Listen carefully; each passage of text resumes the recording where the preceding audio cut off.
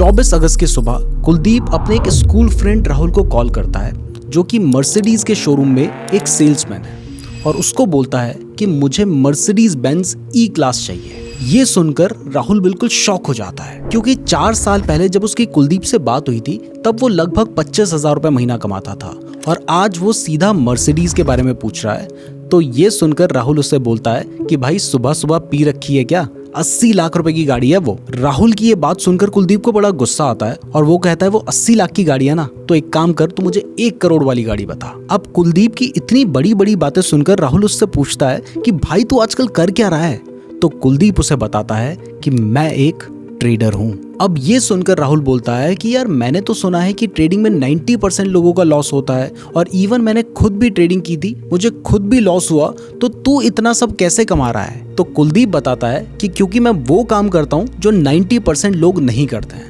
राहुल पूछता है भाई ऐसा भी क्या कर रहा है। तो कुलदीप बोलता है कि तू ये सब बातें छोड़, मैंने तुझे जो कार कही है ऐसी कोई कार मेरे लिए बुक कर दे, और कल उसकी रिसीट लेकर तू मेरे घर आ जाना, मैं वहां पर तुझे सारी चीजें डिटेल में बताऊंगा। तो राहुल कुलदीप को मर्सिडीज बेंज GLS के बारे में बताता है, जो कि लगभग 1.5 करोड़ की गाड़ी है, और दोनों डिस्कशन करने के बाद उस गाड़ी को बुक कर देते हैं। अगले दिन राहुल उस गाड़ी की रिसीट लेकर कुलदीप के घर पहुंच जाता है। अब वो स्कूल टाइम के दोस्त थे, तो राहुल को कुलदीप का घर पता था, लेकिन वहां जाकर वो देखता है कि उस जगह पर तो एक बहुत बड़ा बंगला है। अब उस जगह के गार्ड से बात करने के बाद उसे पता चलता है कि वो बंगला ही कुलदीप का घर है। इतने में कुलदीप जो लॉन में घूम रहा होता है वो राहुल को देख भी लेता है, और वो उसे अपने घर में अंदर बुला लेता है। दोनों लॉन में ही बैठकर बात शुरू करते हैं, जिसमें सबसे पहले राहुल कुलदीप को उसकी गाड़ी की रिसीट देता है और 10 लाख रुपए उससे एडवांस ले लेता है, और उसके बाद उसे बोलता है कि भाई अब तो बता दे कि तू ट्रेडिंग में इतना प्रॉफिटेबल कैसे है। तो कुलदीप बताता है कि यार जब मैंने ट्रेडिंग शुरू की थी ना,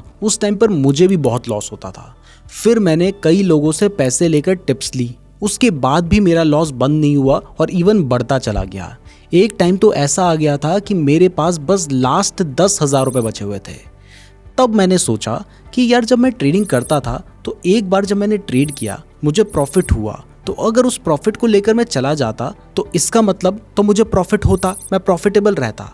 यानी ट्रेडिंग से प्रॉफिट कमाया तो जा सकता है, बस मैं कुछ ना कुछ गलती कर रहा हूँ। तो सबसे पहले मैंने अपनी ट्रेडिंग को बंद किया और अपनी गलतियों को ढूंढना शुरू किया, और जब मैंने अपनी गलती ढूंढनी शुरू की ना, तो उन गलतियों को देखकर मैं बिल्कुल हैरान रह गया, क्योंकि जो गलतियां मैं कर रहा था उनके बारे में मुझे ऑलरेडी पता था, मैंने बहुत सारी वीडियोस में सुना था, लेकिन जब खुद की बारी आ रही थी मैं उन्हें बार बार रिपीट करे जा रहा था, और ये मेरे एक लॉस का बहुत बड़ा कारण था। तो यहाँ पर राहुल उसे बोलता है कि भाई प्लीज मुझे भी वो गलतियां बता दे, ताकि फ्यूचर में अगर मैं ट्रेडिंग करूं तो ये गलतियों को रिपीट करके अपना नुकसान ना करवाऊं। तो कुलदीप उसे बताता है कि देख, सबसे पहली गलती जो मैं कर रहा था वो ये थी कि जब मैं ट्रेड करने बैठा होता था और मुझे दिखाई देता था कि शेयर की प्राइस बढ़ रही है, एक कैंडल बनी, दूसरी ग्रीन कैंडल बनी, तीसरी ग्रीन कैंडल बनी, तो मैं खुद को कंट्रोल नहीं कर पाता था। मैं फोमो में आ जाता था और जल्दबाजी में उस शेयर को खरीद लेता था कि यार अचानक से प्रॉफिट कमा के निकल जाऊंगा, जिससे कभी कभार तो मुझे प्रॉफिट हो जाता था। खैर उसमें भी मैं डर की वजह से प्रॉफिट में ज्यादा देर टिक नहीं पाता था, लेकिन ज्यादातर केस में जैसे ही मैं बाय करता था उसके बाद प्राइस या तो थोड़ा सा ऊपर जाती थी और उसके बाद नीचे गिर जाती थी, या फिर कई बार तो ऐसा भी हुआ है कि जैसे ही मैंने बाय किया वैसे ही प्राइस गिरने लगी और उसके बाद लगातार गिरती गई, और फिर मुझे लग जाता था डर, और मैं डर में बेच के निकल जाता था और अपना बार बार ऐसे नुकसान करवाता था। इसके बाद एक और बहुत बड़ी गलती मैं कर रहा था कि जैसे मुझे पता था कि भाई मैं ट्रेड ले रहा हूं तो मुझे स्टॉप लॉस भी लगाना चाहिए, तो स्टॉप लॉस मैं लगाता भी था, लेकिन जैसे 100 रुपए पे बाई किया तो मैं अपने मन के हिसाब से 90 रुपए पे स्टॉप लॉस रख देता था, मतलब बिना किसी स्ट्रेटजी के जो मन किया वो स्टॉप लॉस लगा लिया। और ये चीज जो मुझे बहुत छोटी लग रही थी ना, ये मेरे लॉस का एक बहुत बड़ा कारण थी, क्योंकि मैंने अपना जो स्टॉप लॉस था वो बिना किसी लॉजिक के, बिना किसी स्ट्रेटजी के बेसिस पे लगाया था, जिस वजह से मेरा स्टॉप लॉस बार बार हिट होता था। इवन कई बार तो प्राइस स्टॉप लॉस के पास जाने के बाद मेरा स्टॉप लॉस हिट करवा के मेरा नुकसान करवाने के बाद वापस बढ़ जाती थी। थी, जिसका एक रीजन तो ये था कि मैंने बिना किसी स्ट्रैटेजी के वो स्टॉप लॉस लगाया था, और दूसरा रीजन ये था कि मेरे जो स्टॉप लॉस थे ना वो बहुत प्रिडिक्टेबल थे, जिस वजह से जो बड़े ट्रेडर्स थे वो मेरे स्टॉप लॉस को हंट करके मेरा नुकसान करवा देते थे। तीसरी और मेरी जो सबसे बड़ी गलती थी वो ये थी कि शुरू में मुझे ऑप्शन ट्रेडिंग के बारे में कुछ भी नहीं पता था, लेकिन मोटा पैसा कमाने के लालच में मैं बिना सोचे समझे ऑप्शन बाइंग में कूद गया था। और देख, ऑप्शंस पहले ही बहुत ज्यादा वॉलेटाइल होते हैं। 100 रुपए का ऑप्शन 5 मिनट में हो सकता है कि 1000 रुपए चला जाए, और हो सकता है कि 10 रुपए पे आ जाए। अब यहाँ पर मैं 1000 रुपए के बारे में तो सोचकर चल रहा था कि मेरा पैसा 10 गुना हो जाएगा, लेकिन मैं ये सोच के नहीं चल रहा था कि मेरा पैसा हो सकता है कि पूरा का पूरा खत्म हो जाए। दूसरा, ऑप्शन बाइंग में टाइमिंग भी बहुत ज़्यादा इंपॉर्टेंट होती है, क्योंकि जैसे जैसे टाइम घटता चला जाता है वैसे अगर मार्केट नहीं भी बढ़ता है तब भी आपके जो ऑप्शन की वैल्यू है वो टाइम घटने की वजह से कम होती चली जाती है। ऐसे मोटा पैसा कमाने के लालच में मैं अपनी कैपिटल को बार बार गंवाते चला जा रहा था। इसके बाद जो अगली वजह कुलदीप ने बताई वो ये थी कि जब भी उसे ट्रेडिंग में लॉस होता था तो तब वो बड़ा दुखी होकर चुपचाप बैठ जाता था, और जब उसे प्रॉफिट होता था तो बड़ा खुश होकर घूम फिर कर सो जाता था। कभी उसने ये नहीं सोचा कि अगर उसे प्रॉफिट हुआ तो उसने क्या अच्छा किया था, क्या सही किया था जिस वजह से उसे प्रॉफिट हुआ। उसने ये भी नहीं सोचा कि अगर उसे कभी लॉस हुआ तो उसने क्या गलती की थी जिस वजह से उसे लॉस हुआ, जिस वजह से वो सेम गलती को बार बार रिपीट करता था और उसी गलती की वजह से बार बार अपनी कैपिटल को गंवाता जाता था। अब ये सुनकर राहुल ने बोला कि भाई फिर तूने ये सब चीजें बदली कैसे, और क्या तूने ऐसा किया जिससे तू प्रॉफिटेबल हो गया।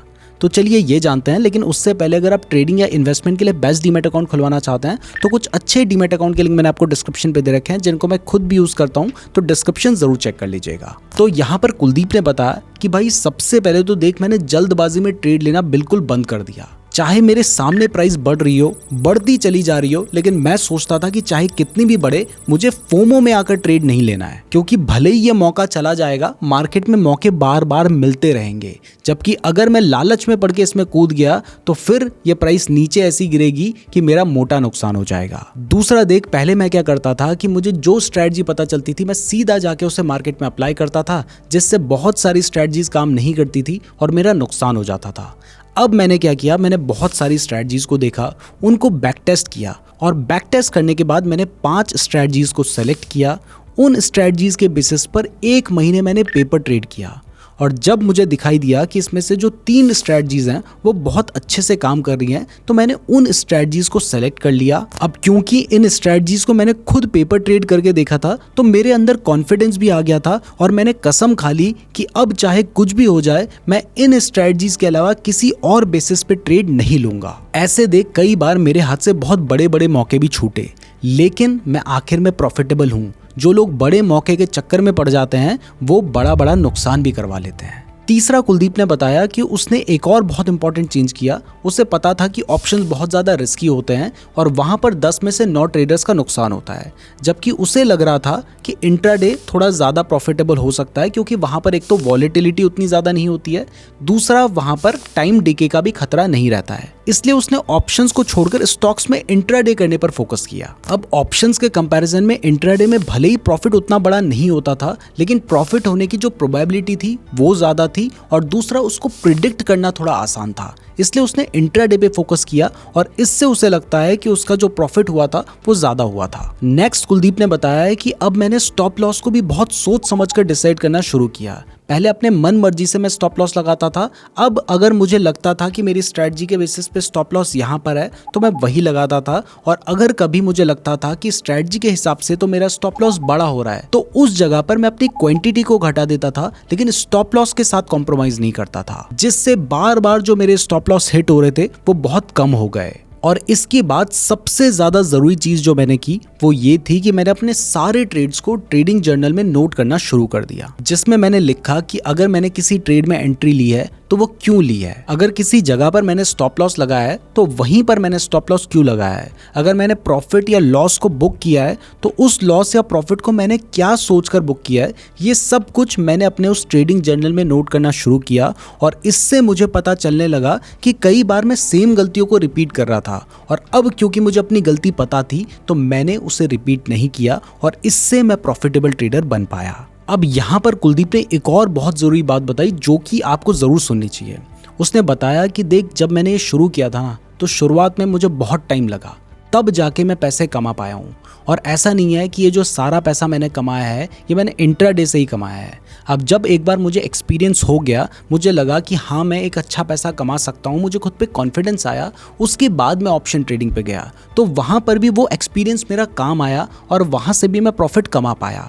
और अब ये भी नहीं कहूँगा कि सारा मेरी ही मेहनत थी या सारा क्रेडिट मुझे ही जाता है। इसमें कई जगह पर मेरे लक ने भी काम किया, और लक ने भी इसीलिए काम किया क्योंकि मैं सही रास्ते पे जा रहा था। अगर आप गलत रास्ते पे जाओगे तो आप कभी भी सही मंजिल पर नहीं पहुंच पाओगे। आपको सही रास्ते पे चलना पड़ेगा, और जब आप सही रास्ते पे चलोगे, पूरी मेहनत करोगे, तो आपकी किस्मत भी आपका साथ जरूर देगी। जबकि आजकल लोग YouTube में देख लेते हैं कि किसी का प्रॉफिट चल रहा है 10,000, 20,000, 50,000, 10 लाख, 20 लाख, और वो सोचते हैं कि जब ये कमा रहा है तो मैं भी कमा लूंगा, और सीधा जाके वो मार्केट में अपना पैसा डालते हैं, और ज्यादातर केस में वो अपने पैसे को 2 से 4 दिन के अंदर ही खत्म कर देते हैं। क्योंकि जो व्यक्ति कमा रहा है वो उसकी कमाई देख रहे हैं, वो उसके पीछे की उसकी मेहनत या उसकी नॉलेज नहीं देख रहे हैं, वो सीधा प्रॉफिट देख रहे हैं। तो आपको नॉलेज भी देखना होगा, नॉलेज भी लेना होगा, तभी आप प्रॉफिटेबल बन पाएंगे। मैं उम्मीद करता हूं आपको ये वीडियो पसंद आई होगी। अगर आप इंट्राडे ट्रेडिंग के बारे में बिल्कुल जीरो से सिर्फ एक वीडियो में बिल्कुल फ्री में सीखना चाहते हैं,